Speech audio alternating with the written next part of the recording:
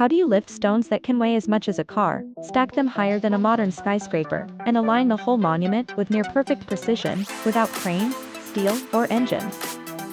For centuries, the pyramids have fueled wild theories: aliens, lost super technology, secret machines. But the real story is even more impressive, because it's human.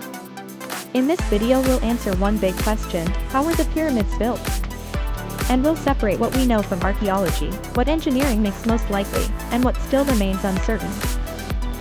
When people say the pyramids, they usually mean the pyramids of Giza, especially the Great Pyramid of Khufu.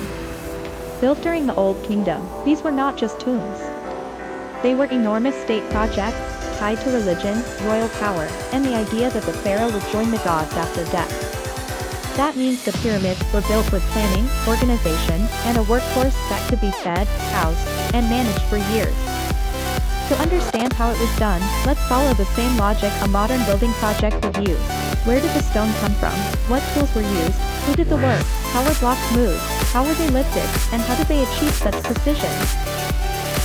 First, the stone. A pyramid is not made from a single uniform material. Most of the core blocks at Giza were local limestone, quarried nearby. For the fine outer casing, what originally made the pyramids shine white in the sun, Egyptians used higher quality limestone, famously from Tura across the Nile. For certain internal parts, like chambers or structural elements, they used granite brought from Aswan, far to the south. That already tells us something important: this was a national-scale supply chain.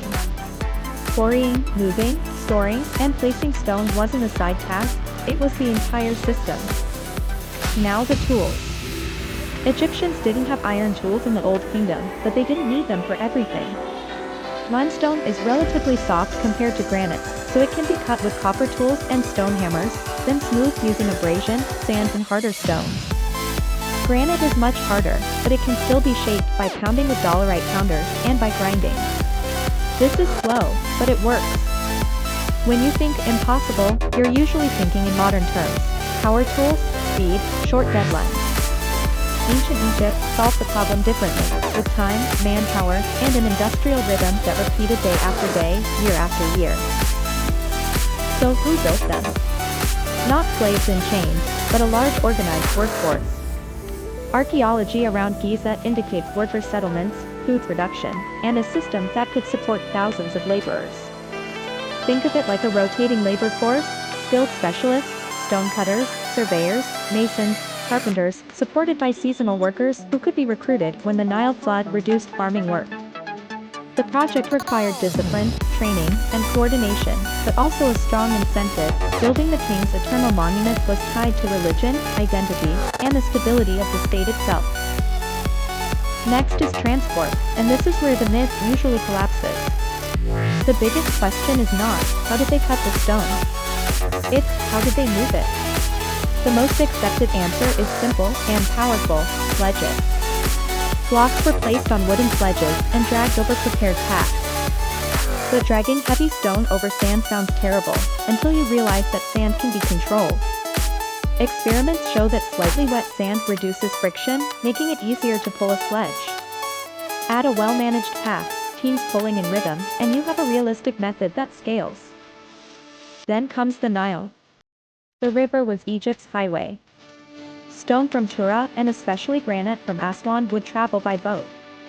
You can imagine a system of canals, harbors, and ramps connecting river transport to the building site. Even if we don't have every single canal mapped perfectly, the logic is clear. The Nile wasn't just the reason Egypt existed, it was the reason mega-projects were possible. Now the most dramatic part: lifting the blocks to higher levels. People often imagine a single giant ramp, straight from the ground to the top.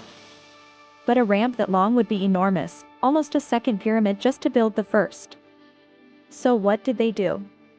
Most likely, ramps were used, but in a smarter way: shorter ramps, ramps that changed over time, and combinations of different ramp types.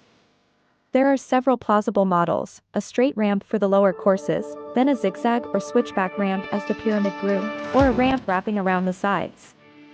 Some theories even suggest an internal ramp system, though that remains debated. The key point is that you don't need a single perfect ramp design to build a pyramid. You need a ramp strategy that can be modified as the structure rises. And what about the final meters near the top? That's where the work gets harder and the options narrow. They could have used smaller, steeper ramps with lighter blocks, lever systems, and carefully staged platforms. Levers are ancient technology, and with enough control and teamwork, you can lift heavy loads step by step. Again, it's slow, but it's possible. Now let's talk about precision, because this is where the pyramids feel almost supernatural. The Great Pyramid is aligned extremely closely to true north. How did they do that without modern instruments? The most likely answer is astronomy. Ancient Egyptians observed the sky constantly. By tracking circumpolar stars, stars that never set, they could establish north with remarkable accuracy. Surveyors could then lay out right angles using simple geometry, chords, stakes, and measured distances. The base could be leveled using water and channels, because water finds level naturally. If you can create a controlled water reference, you can level a foundation across a wide area. Another question people ask is, how did they plan so well? The pyramid is not random stacking. It's geometry. It has internal passages, chambers, and structural features that require planning from the beginning. That implies an administrative system capable of measuring, recording, and managing resources for years. Egypt had that system: scribes, overseers, inventories, and a culture of state organization. So what's the truth between history and science? The truth is that we don't have a single instruction manual saying, this is the one method. Archaeology gives us evidence of tools, quarries, worker sites, transport systems, and building techniques. Engineering gives us models that must obey physics, labor limits, and practical constraints. When we combine them, a realistic picture emerges. The pyramids were built through a massive national effort using quarrying, sledges, river transport, ramps, levers, and precise surveying, powered by human coordination on an epic scale. But some mysteries remain. We still debate the exact ramp systems, especially for the upper levels. We still argue about some internal construction sequences. And that's normal. The pyramids are over 4,500 years old. Yet the biggest mystery is not aliens or magic. The biggest mystery is how a society organized itself so effectively that it could turn stone, time, and belief into a monument that still dominates the horizon today. So the next time you see the pyramids, don't ask, what secret technology did they have? Ask, what kind of world creates a project like this?